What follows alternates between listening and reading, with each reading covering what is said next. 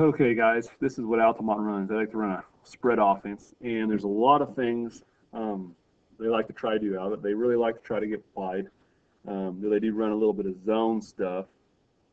Okay, what we have out here is our outside backers are lined up on the inside shoulder of these wide receivers. Cornerbacks should be 6 yards back off the wide receiver. Now, what's going to happen this week is we're going to run a 26 defense, though it's going to be just like, well, it's going to be like 25 because our defensive end is going to be lined up in fives on the outside shoulders of these tackles. Okay, now I'll talk about that more here in a second. This is going to be our 26 defense. Notice our linebackers are also stacked directly over the tackles. So our inside backers are stacked directly over the tackles, 4.5 yards back. Defensive ends are in fives. Our D tackles are in twos. Our outside linebackers, again, on the inside shoulder of the wide receivers. Our free safety is 9 yards back directly over the middle. Our strength call is going to be to the field side. Okay, there's just no question about this right now. Our strength call will be to the field side. Okay, now what's going to happen is we're going to play our what we call orange coverage, which is man. All right, so cornerbacks, even though you're 6 yards back, this is your man the whole way. So you start backpedal and you follow him wherever he goes. We got to watch for the slants inside here. Okay, we want to take that away from them. All right. Safeties, you got to help out where you see the ball going. If the quarterback is rolling out this way, safety, you got to mirror him and see where he's going to pass or run the ball. If he's rolling out this way, you got to mirror him and follow him out this way too. Inside linebackers, right here, because these guys are playing man coverage on the pass until they see run. Outside linebackers, you jam him.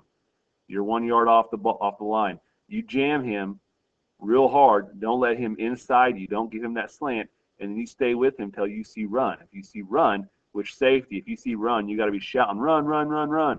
Okay? So these guys know what to do. You jam him and you stay with him. The second you see run, you can break off, once across the line of scrimmage. Linebackers, you got to watch the back out here, okay? The back out can run and get a little flare toss. So if you see you got to mirror him. So your first step's downhill.